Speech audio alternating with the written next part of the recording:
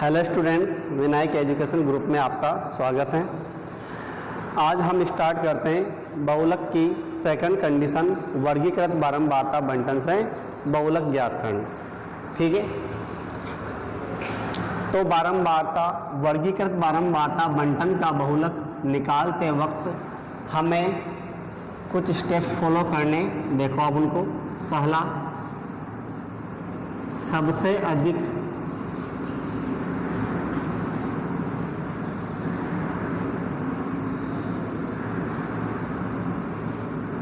बारंबारता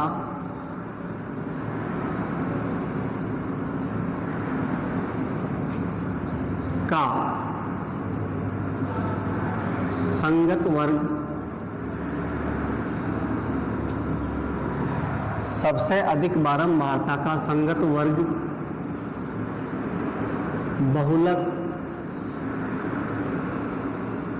वर्ग होगा।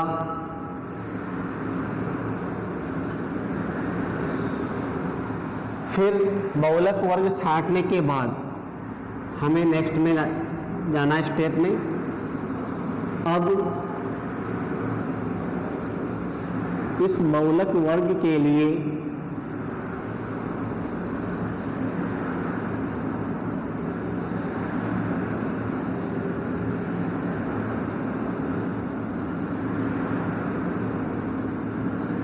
सूत्र लगाना है। बहुलक, इसे z से रिप्रेजेंट कर सकते हैं। z बराबर L प्लस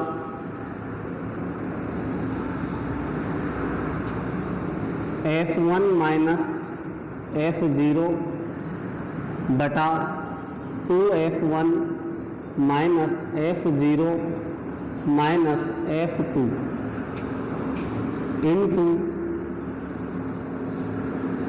H। सूत्र क्या हो गया? बहुलक z बराबर L plus F1 minus F0 बटा 2F1 minus F0 minus F2 into H। अब यहाँ पर 3, 4 और 5, ये इस सूत्र में हमें 5 चीज़ें मिली हुई है। इन सभी के अर्थ क्या है यहाँ देख लेते हैं। यहाँ L बराबर बहुलक वर्ग की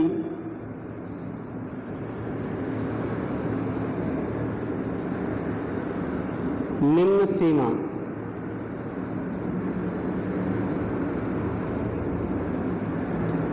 L क्या होगा? बहुलक वर्ग की निम्न सीमा। H बहुलक वर्ग का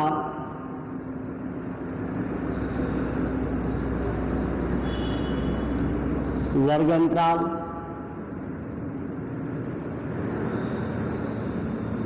इसके बाद F1, F0 और F2। F1 ये होगा बहुलक, ये तीनों बारंबारताएं तो हैं लेकिन अलग अलग। F1 तो होगी बहुलक वर्ग की बारंबारता,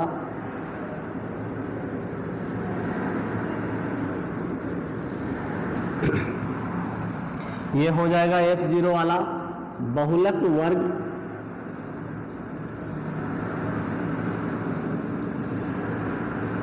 से ठीक पूर्व के या ठीक पूर्व की बारंबारता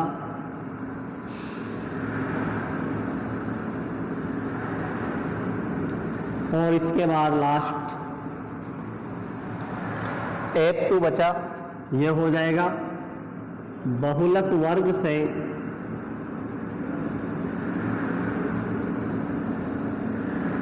ठीक बाद की बारंबारता।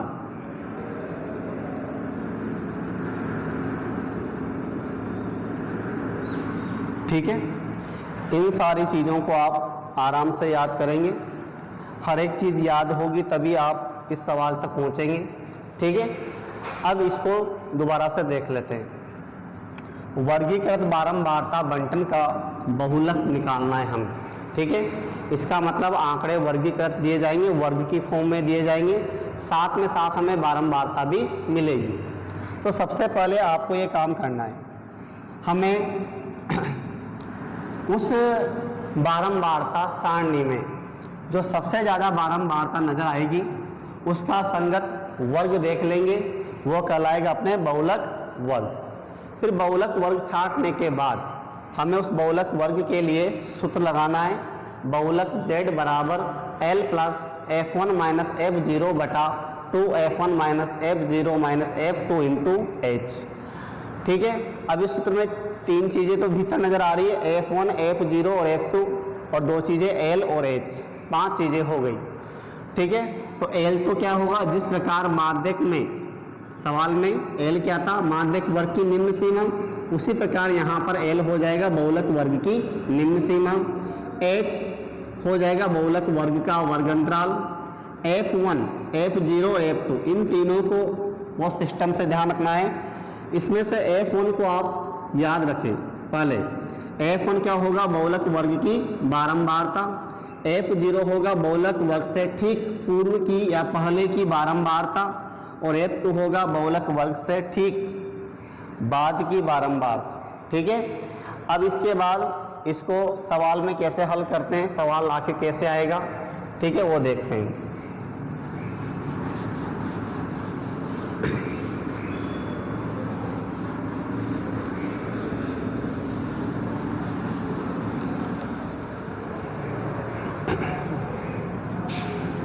क्वेश्चन है अपना,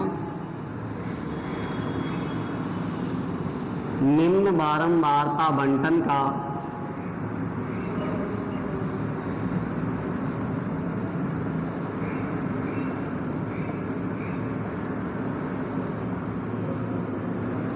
बहुलक ज्ञात कीजिए।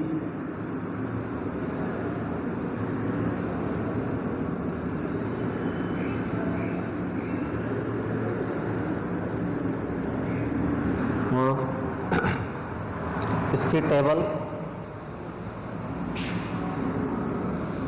मिटा देते हैं सारा यहाँ से।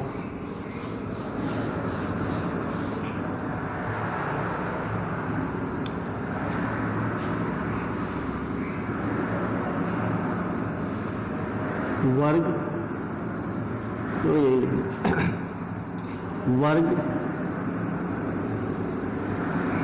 10 से 25, 25 से 40, 40 से 55, 55 से 70, 70 से 85 और 85 से 100।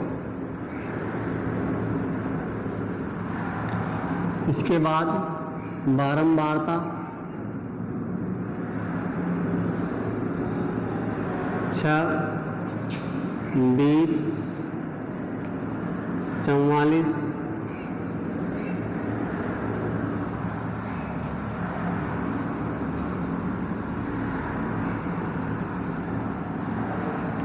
26, 3, 1, 6, 20, 44, 26, 3, 1, ठीक है।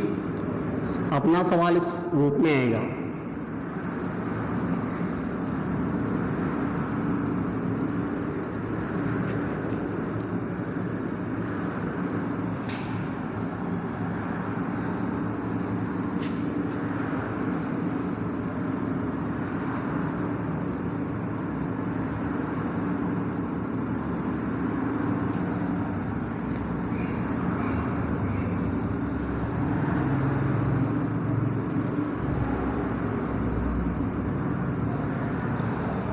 अब इसको हल करना है, देखो आप, बहुलक सवाल ही वर्गीकृत बारंबारता बंटन और वर्गीकृत बारंबारता बंटन है माध्यक और बहुलक। ये दोनों सवाल बोर्ड क्लास के एग्ज़ाम में, फाइनल एग्ज़ाम में आते हैं। इन दोनों सवालों में अपने सिलेबस में जो सवाल दिए गए हैं, इसमें हमेशा वर्ग सतत ही दिए जाएंगे, लगातार आएंगे वर्ग, ठीक है। और उनका वर्ग अंतराल भी समान होना चाहिए बहुलक और माध्यक के सवाल के लिए, वर्गीकृत बारंबारता बंटन से, ठीक है। अब यहाँ पर हमें ये देखना जरूरी कि वर्ग सतत मिल रहे नहीं है, वोट कंप्लीट मिला हुआ है। 10 से 25, 25 से 40, 40 से 55, 55 से 70, 70 से 85 और 85 से 100। और इनमें वर्ग अंतराल भी समान चल रहा है, 15-15 का गैप चल रहा है इस पर सभी में। तो यहाँ पर अपने वर्ग सतत और समान अंतराल वाले पहले से मिले हुए हैं। तो सबसे पहले हमें इस टेबल को, और अब तक के जितने भी हमने सवाल देखे उन सब में से सबसे सरल सवाल केवल बहुलक वाला है, क्योंकि इस सवाल में और सवालों की तरह कोई एक्स्ट्रा वर्क नहीं होगा। डायरेक्ट हमें बहुलक को छांटना है और सूत्र लगाना है और हल करना है, ठीक है। देखो आप कैसे, सबसे पहले वर्ग लिख देते हैं हम। 10 से 25, 25 से 40, 40 से 55, 55 से 70, 70 से 85 और 85 से 100। इसके बाद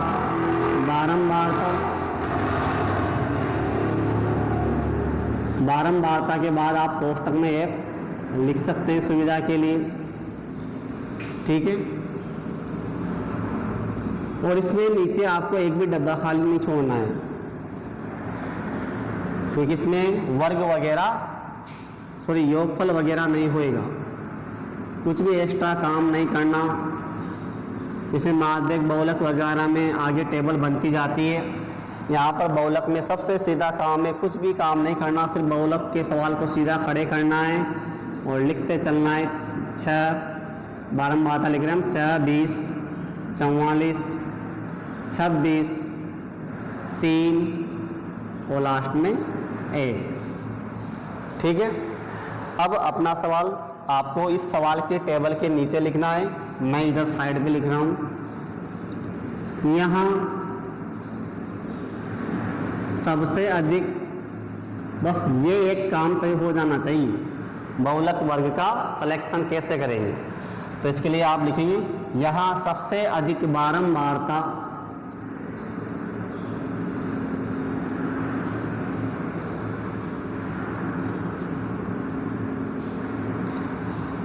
कौन है। देखो आप टेबल में देखो, सबसे ज़्यादा बारंबारता कौन नज़र आ रही है, 44। तो आप इसको अंडरलाइन कर दो। बस ये हो गया आपका बहुलक वर्ग का सिलेक्शन। तो बारंबारता तो सबसे ज़्यादा 44 हैं, लेकिन बहुलक वर्ग कौन बनेगा, 40 से 55। जिस वर्ग की बारंबारता सबसे ज़्यादा होगी वही बहुलक वर्ग बनेगा। तो यहाँ सबसे अधिक बारंबारता 44 हैं, जिसका संगत वर्ग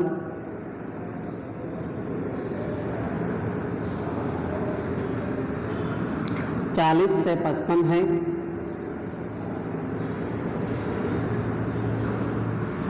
अतः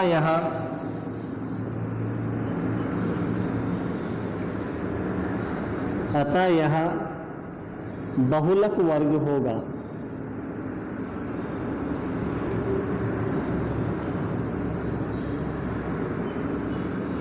ये हो गया बहुलक वर्ग का सिलेक्शन। बहुलक वर्ग को सेलेक्ट कैसे किया। अगर यही क्वेश्चन सिंगल सवाल आता है बोर्ड के एग्जाम में और अकेला मतलब सिंगल सवाल है और तो ये 6 नंबर का सवाल होगा आपने। अगर आपने इस स्टेप को यूज नहीं किया, कॉपी में नहीं दिखाया, तो आपका कम से कम आधा 1 नंबर जाने वाला है यहाँ से, ठीक है। क्योंकि आप डायरेक्ट भी कर सकते करने में तो, परंतु आपने बताया नहीं कि कैसे किया आपने, ठीक है। तो आपको ये ध्यान रखना है कि यहाँ ये हिंदी की लाइन कंप्लीट ऐसे लिखेंगे, यहाँ सबसे अधिक बारंबारता इतनी है, इसका संगत वर्ग ये है, अतः ये बहुलक वर्ग हो जाएगा। अब इसके बाद आपको नेक्स्ट यूज करना है, नेक्स्ट लाइन में लिखना है, अब इस बहुलक वर्ग के लिए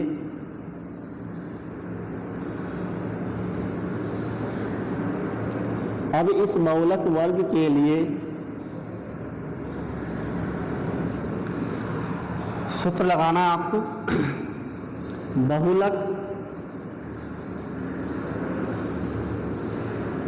z बराबर, आपको सूत्र याद करना पड़ेगा, L plus कोष्टक F1 minus F0 बटा 2F1 minus F0 minus F2 into H। L plus F1 minus F0 बटा 2F1 minus F0 minus F2 into H। अब यहाँ पर L और H वैसे ही निकलेंगे जैसे वर्गीकृत बारंबारता बंटन का सवाल था माध्यक का। ठीक है, वहाँ का क्या था, माध्यक वर्ग की निचली सीमा और अंतराल देख लिया था। यहाँ पर हमें क्या करना है, बहुलक वर्ग की निचली सीमा और अंतराल देख लेना है। ये L और H तो बिल्कुल सरल है। अब तीन चीज़ें नज़र आ रही है, F1, F0 और F2। ये कहाँ से लेंगे, तो आप अपने टेबल में आ जाओ वापस।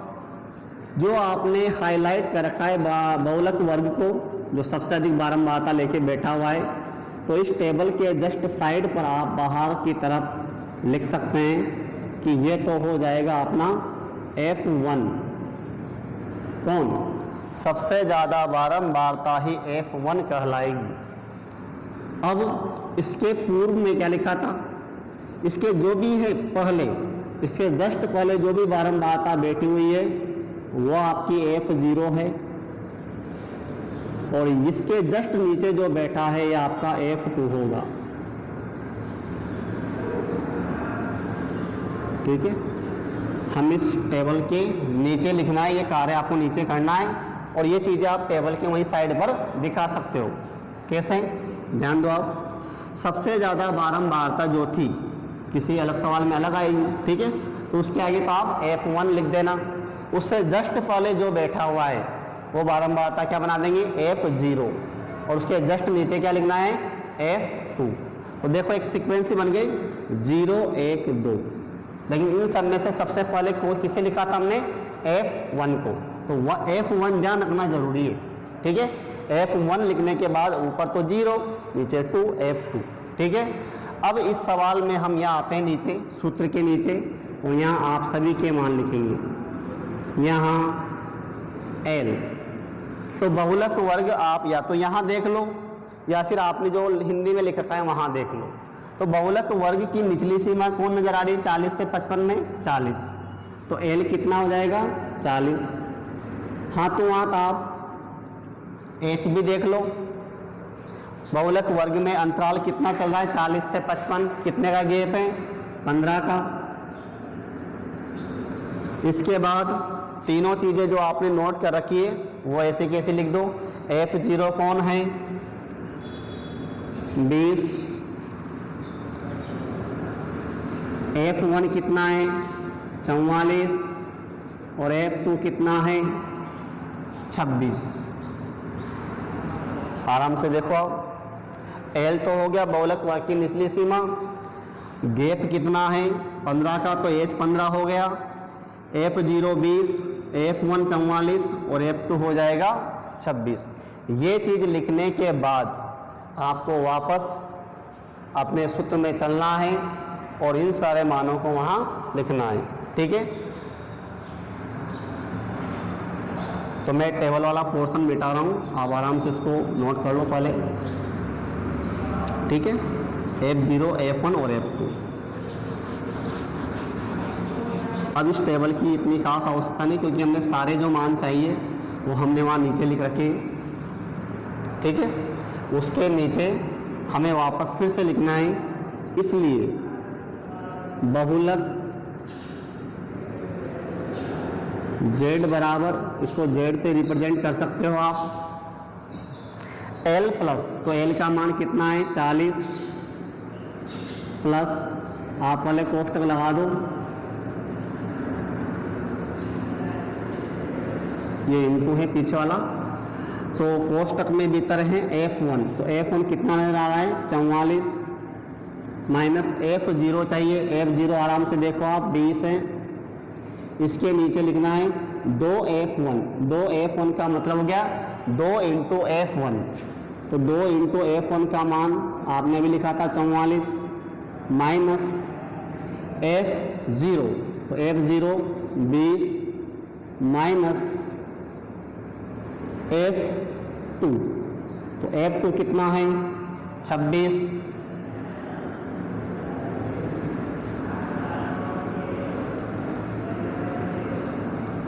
ठीक है। नीचे दोबारा देख लो आप, 2 इंटू F1 का मान कितना हो गया 44 माइनस, सूत्र देखते जाओ, F0 कितना है 20 अभी लिखा था, माइनस F2, तो F2 कितना है 26। अब इंटू H कितना है अंतराल 15 का।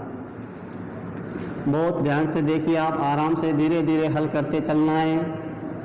40 प्लस 44 माइनस 20, 44 में से 20 घटा दो आप, ये बचा 24 बटे 2 इंटू 44, तो कितना हो जाएगा 44 दुआ 88। और यहाँ पर सबसे ध्यान देने वाली बात, इस जगह दोनों संख्याएं माइनस की है, माइनस 20 माइनस 26, तो याद रखें जोड़ घटाव के टाइम पर माइनस की संख्याएं माइनस में जुड़ जाती हैं, तो ये माइनस का कितना हो जाएगा 46 into H as it is आएगा 15, इसके बाद 40 एज इट इज रहेगा, प्लस हमें अब इस पोर्शन को हल करना है 88 माइनस 46 को, तो 24 को एज इट इज लिखेंगे हाल फिलहाल।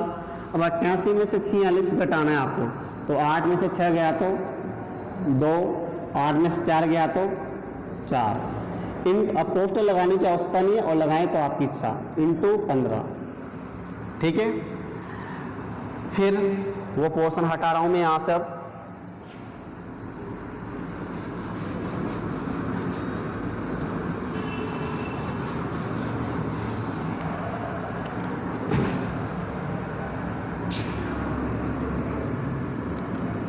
इसके बाद की कैलकुलेशन आपको नीचे लिखनी है, मैं साइड पे आ रहा हूं, उधर बराबर चलता रहेगा। अब आपको ये पोर्शन हल करना है, ठीक है। इस पोर्शन में आप जैसे ऊपर से नीचे काट भी सकते हैं, तिरछे भी काट सकते हैं यदि कट रहे हों तो, और आपको काटना नहीं आ रहा है तो सीधा से हिसाब है 24 को 15 से गुणा करो और 42 का भाग लगा दो। लेकिन काटने से क्या होगा, थोड़ा आसान हो जाएगा ये यहाँ पर, तो हम देखेंगे इसको आगे।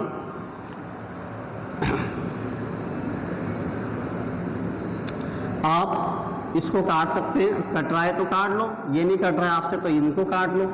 तो 24 और 42 2 से भी कट रहे हैं, 3 से भी कट रहे हैं और 6 से भी कट रहे हैं, तो बड़ी संख्या से काटने से ज़्यादा फायदा होता है क्योंकि वो बार बार नहीं कटेगा फिर। तो 6 से काट रहा हूँ मैं दोनों, तो 6 से कटेगा ये, 6 चौक 24, ठीक है, और 6 सत्ते 42, 6 से काटेंगे 24 को, 6 का पारा बोलते जाओ आप, कब 24 आएगा 4 बार में, और 6 सत्ते 42, ठीक है। अब इसको 4/7 इंटू 15 में साइड में दोबारा लिख रहा हूँ। अब इस पोर्शन को फिर से देखो आप, क्या 4 और 7 किसी से कटते हैं एक साथ? नहीं। क्या तिरछे में देख लो, 15 और 7 एक साथ कोई संख्या है जो काट सकती है? नहीं, ठीक है। तो अब हमें इसको गुणा ही करना पड़ेगा, किसको? अंश को इस 15 से गुणा कर लो, 4 इंटू 15, तो ये हो जाएगा 40 प्लस 15 चौक 60/7। अब 60 में 7 का भाग देना है, ठीक है। तो देखो आप, 7 8 56, कितना बचा? 4। अंक खत्म हो चुके हैं, दशमलव आएगा, 0 लगेगी, 7 पंजे 35, कितना बचा? 5, 0 लग जाएगा। अब 7 सत्ते 49, कितना बचा? 1, फिर 0 आएगा, 7 एकम 7। तो पिछले क्लास में जो हमने डिस्कस किया था कि दशमलव का भाग यदि लगातार जा रहा है तो आप कम से कम एटलीस्ट 3 बार तो भाग लगाए सही। तीसरा अंक, पॉइंट का तीसरा अंक देखें, अगर वो 5 से छोटा है तो आप पॉइंट के पहले के 2 अंकों को एज इट इज लिख दो, और पॉइंट के बाद का तीसरा अंक, लास्ट तीसरा अंक 5 भी हो या 5 से बड़ा हो तो आप इसके पहले वाले अंक में 1 बढ़ाकर लिख देंगे, ठीक है। लेकिन यहाँ पर अपने जो आंसर आ रहा है पॉइंट के बाद 5, 7, 1, तो पॉइंट के बाद का तीसरा अंक 5 से छोटा होने की वजह से हमें उसके पूर्व के अंकों में कोई परिवर्तन नहीं करना है। तो यहाँ से उठाएंगे हम 8.57,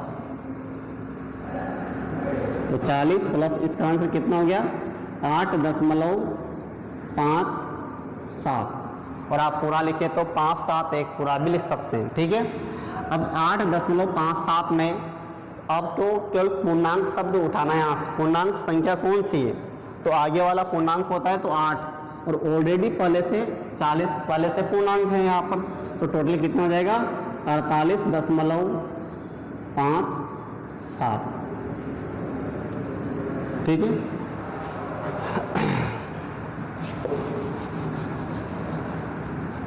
तो इस प्रकार से बहुलक वर्ग के सवाल को कैलकुलेट करेंगे।